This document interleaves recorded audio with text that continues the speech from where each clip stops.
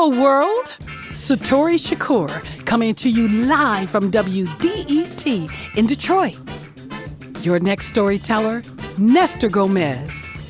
What's it like to wake up and realize you're undocumented and all your plans for the future come apart? Ladies and gentlemen, sit back and take the ride that Nestor Gomez took to become a citizen of the United States of America. Ladies and gentlemen, Nestor Gomez. A couple of weeks ago, I spent days watching the news. I kept watching the reports about the situation at the Mexican-USA border and the inexcusable treatment by this administration of immigrant children.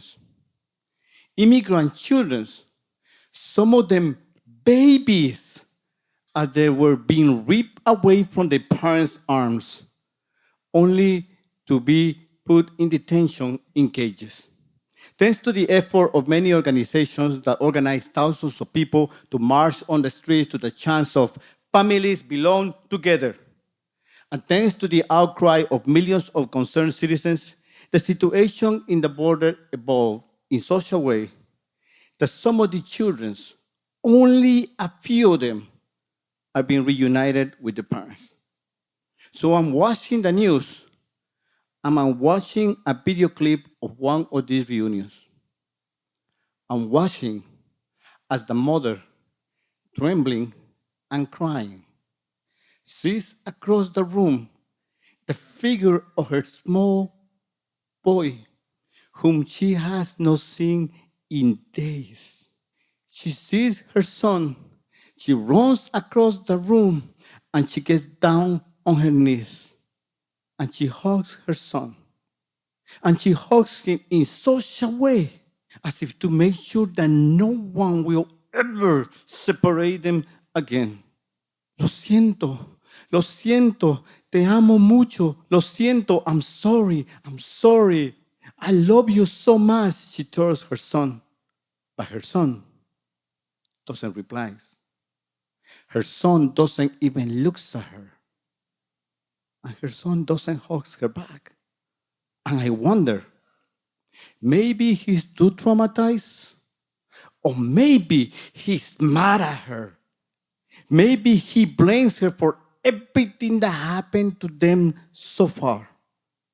And I think this way because for a long time, that's the way I felt about my mother. You see, no kid ever grows up wanting to be an immigrant or a refugee. When I was a kid, I wanted to be a lawyer, a teacher, or a journalist. Back then, I was living in Guatemala with my parents. And I was only 10 years old, but my mother used to send me to the market to buy fabrics for her sewing business. She couldn't afford to send my father because he had a drinking problem. So she would send me to the market to buy everything. But one day, my mother came with me, and I was so happy talking to my mother about my plans to be a journalist or a reporter or a lawyer that I didn't pay attention. And the bag that I was carrying under my arms were suddenly taken away by somebody. So I turned around and I saw the thief running that deep into the market. And I took off running after the thief. Suddenly, I heard my mother scream, "Stop!" I stopped running and the thief got away. A couple of months later, my parents immigrated to the United States, leaving me and my siblings in the care of our grandparents. It wasn't until years later, when I was almost 15 years old, that they sent to us and we came to this country undocumented. And at first, I was happy to be reunited with my mother.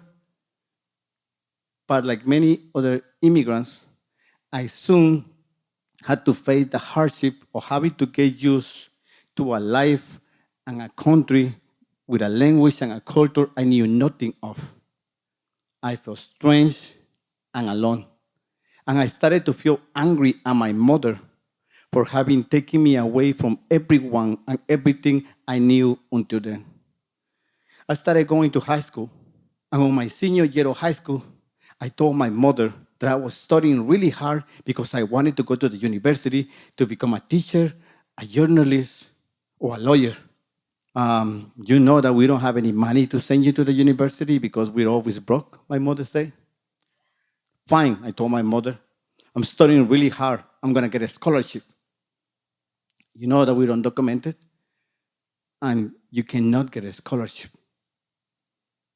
After graduation, I told my mother since I couldn't go to university, I was going to get married to my high school sweetheart. You know that you cannot get married because that's going to delay your immigration procedures. Stop ruining my life, I told my mother, really upset. And since I was so upset at my mother, I decided that I was going to get married anyway. So I defied my mother and I got married anyway. Plus, my girlfriend was pregnant. So we kind of had to get married. And after getting married, I soon realized that getting a good paying job without proper working documents was going to be really difficult. So I ended up working at a fast food restaurant. One night at the restaurant, some kids were making a lot of noise in the dining room. So I approached the kids and I asked them to be quiet. I don't know if they were drunk, high, or just acting stupid. But as I asked them to be quiet, one of the kids reached over the counter and punched me in the face. A few seconds later, I found myself jumping over the counter, running to catch the kid. I had a knife in my hand. The kid stood by the door, and for a moment, I knew that if the kid and I got into a fight, I was going to use the knife, and one of us was going to get hurt. But at the last moment, his friends took him away. After the kid left, I found myself real upset. But not only upset at the kid that had punched me in the face, but I also upset at my current situation. And again, I found myself blaming my mother for everything. I blame my mother for bringing me to this country undocumented. I blame my mother for pulling me away from the opportunity to get an education in Guatemala. And I wonder, maybe I would have been better off just staying in Guatemala. Now, while I was busy building resentment against my mother, she had been busy working 3 or 4 jobs to save enough money for our multiple immigration procedures and applications and fines. She had come to this country right in time to apply for the immigration amnesty of the early 80s, and she had gotten a green card. And from that moment, she had tried to apply for a green card for me and my siblings so we could get our papers straight. In one occasion, after my immigration process was denied because I had gotten married, my mother gave me an application that I was supposed to fill up. But I was so upset that I took the application and I threw it in the garbage can and I stomped out of her house angrily. After I left, my mother went into the garbage can, fetched up the application, fill it up, enclose a check, and send it to immigration. I would have never had been able to get a green card without my mother's help. And even after me and my brothers got our green cards, she kept reminding us to always walk a straight path and don't commit any crimes. Because committing any crimes could mean a denial of citizenship or even a deportation. It wasn't until March of this year, more than 30 years after I came to this country, that I finally became a USA citizen.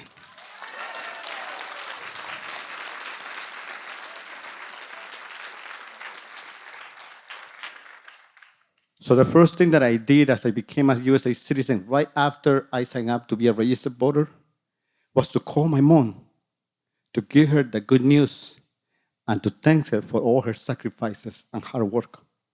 I also wanted to ask something to my mother that had been on my mind for a long time. Mom, I asked her, when was the moment that you decided that we needed to leave Guatemala and come to the USA? Do you remember the day at the market when I asked you to stop running as you ran to try to catch the thief that has stolen the fabrics? Do you know why I asked you to stop running? Because you probably thought that I couldn't catch him? No, my mother replied. Because I knew that you could catch him. And I knew that he probably had some friends that were going to hurt you, or even worse. That day at the market, I knew that if we didn't leave Guatemala, I was going to have to keep sending you, or maybe you younger brothers, to the market alone. And one of these days, one of you guys was going to get hurt. In that moment, I understood completely what my mother was talking about. You see, back then, Guatemala was in the middle of a civil war. Violence and crime were rampant. A lot of businesses were closing. Even if I had been able to get an education, I would have been in trouble. In fact, any of my dream professions were going to get me in trouble with the Guatemalan government. Teachers and lawyers that were trying to educate the population about the laws that were meant to protect them were being put in jail because the government claimed that they were communists and they were trying to incite the population against them. Lawyers that tried to defend the population and inform them of the crimes were threatened with jail. So, if I had gotten in trouble with the Guatemalan government and I had tried to fight them off with a degree, the Guatemalan government wasn't going to just walk away and let me be. No, they were going to make me disappear, like they make thousands of people disappear throughout the years. At the moment, I understood why we had left Guatemala. And I apologized to my mother for all those years that I built resentment against her. I'm sorry, Mom, I say. I'm sorry that for so long I didn't appreciate your effort. And I didn't thank you for all your hard work and for everything you've done for me and my brothers and my sister. We hugged and we cried. That was a few months ago. But a couple of weeks ago, as I was watching the video of the mother being reunited with her kid, I couldn't help but think about my own immigration experience. And I began to wonder, what if I and my siblings have not been able to cross the border the way that we did, and we have been caught at the border by ICE and put away in cages? Or what if I had stayed in Guatemala and then I had been forced to leave the country with my own kids, only to be caught at the border and have them ripped away from my arms? Will my kids refuse to talk to me as we were being reunited? I'm wondering about all of this and I'm watching the video clip. And I'm thinking that maybe that's why the kid is so upset at his mother. Maybe he's blaming her for everything that happened so far. But then I see that the kid is no longer looking away. The kid is looking at his mother.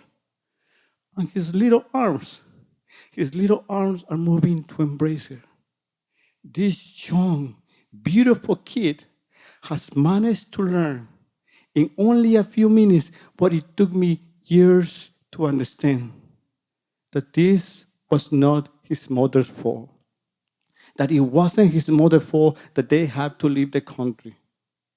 And that all the pains and struggles that they went through are not her fault. She is trying to provide him with a chance at life, freedom, and the pursuit of happiness. And as they hug, they cry. And as they cry, I cry. I cry out for justice. I cry tears of anger. But this is no longer the misguided anger of my youth. No. This is anger with a purpose. To fight for those immigrant children the same way that my mother fought for me. And to use that anger to march, to protest, and to help people understand that children do not belong in cages. And families belong together.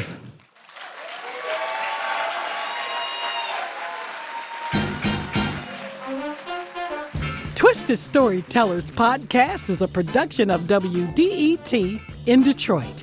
Recorded live at the Charles H. Wright Museum of African American History by Rassam Cherry. Sound design and mixed by Sam Bobian and Rowan Nemistow. Podcast coordinator Joan Isabella. And special thanks to Michael Perkins. I'm your host, Satori Shakur. And thank you, MGM Grand, for supporting Season 3 of the Twisted Storytellers podcast. See y'all next time.